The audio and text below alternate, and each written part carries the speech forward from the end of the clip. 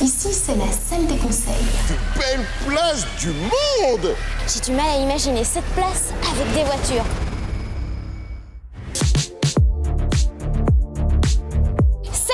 Et bienvenue dans cette nouvelle vidéo. Alors au programme du jour, visite de la Grand Place et découverte de son histoire. On va visiter aussi le balcon d'où les Diables Rouges ont salué les foules après leurs exploits. Et on va surtout aller voir la plus haute pièce de la plus haute tour de l'hôtel de ville et montrer que la Grand Place, c'est pas qu'un truc de touriste. Allez, c'est parti! Faut quand même avouer, Lou, hein, notre Grand Place, notre Grote Markt, c'est du néerlandais, ça veut dire Grand Place, ou notre Grutemet. C'est du bruxellois, ça veut dire exactement pareil, hein. Grand Place. Cette Grand Place est reconnue par les experts que nous sommes, et d'autres experts que je ne connais pas, hein, comme l'une des plus belles places du monde.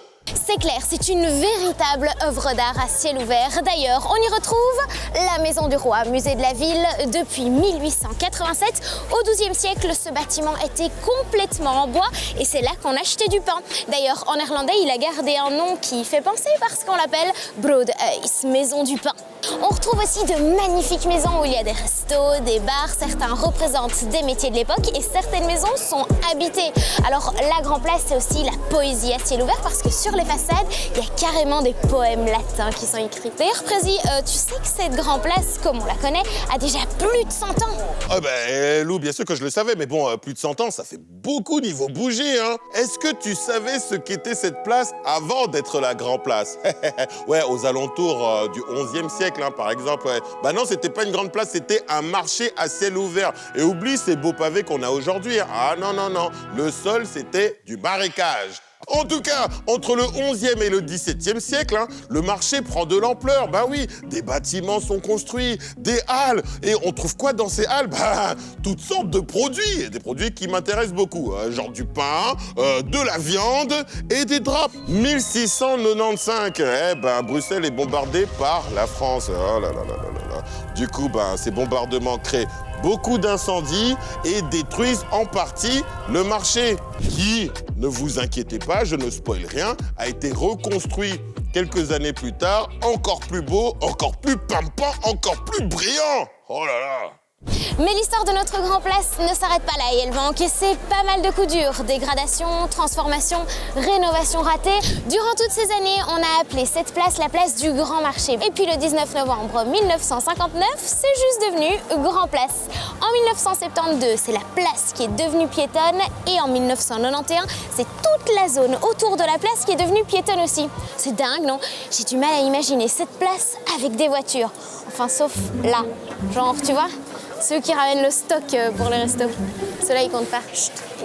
Quoi? Des voitures sur la Grand Place, là? Ah bah, niveau pollution, on était au max, hein. On ne peut pas parler de la Grand Place sans parler de l'hôtel de ville. Mais si, l'hôtel de ville, tu sais, le grand bâtiment avec la méga tour, là, de 96 mètres de hauteur. Ouais, bah là, hein, l'hôtel de ville. Et si tu regardes bien aux 96 mètres, hein, tu zoomes, tu verras une statue. La statue de Saint-Michel, le protecteur de Bruxelles, qui terrasse le dragon. Ouais, Saint-Michel, c'était un Avenger de l'époque. Ouais, un Avenger de l'époque. Hein. En tout cas, niveau date, l'hôtel de ville a été construit en 1402 et en 1455. Ouais, ben il est tout petit, hein, ton Saint-Michel, vu d'ici.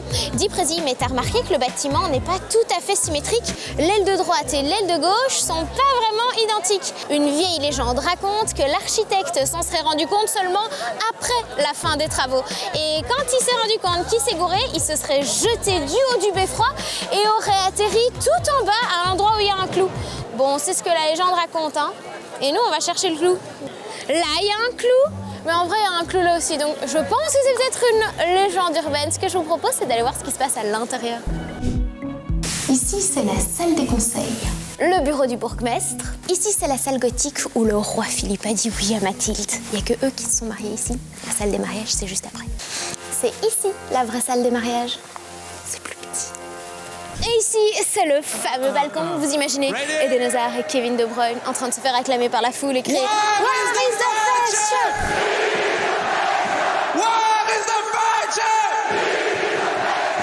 Et là, on est tout en haut du beffroi. Quand je vous dis que notre Grand Place est la meilleure de la galaxie, faut m'écouter, bien sûr. Parce que c'est sans oublier tous les événements qui y sont organisés. Bah oui, en été, le magnifique tapis de fleurs, le sapin de Noël, la crèche, le cortège du Béboum, sans oublier l'arbre de joie et bien sûr les concerts organisés par la RTBF. Non, c'est pas un placement de produit. Maintenant que vous en savez un maximum sur la Grand Place, on se donne tous rendez-vous là-bas. Salut! Bienvenue sur la chaîne YouTube des news. On a une chaîne YouTube? Évidemment, abonne-toi. Eh oui, c'est la base, hein. YouTube des news, tu t'abonnes.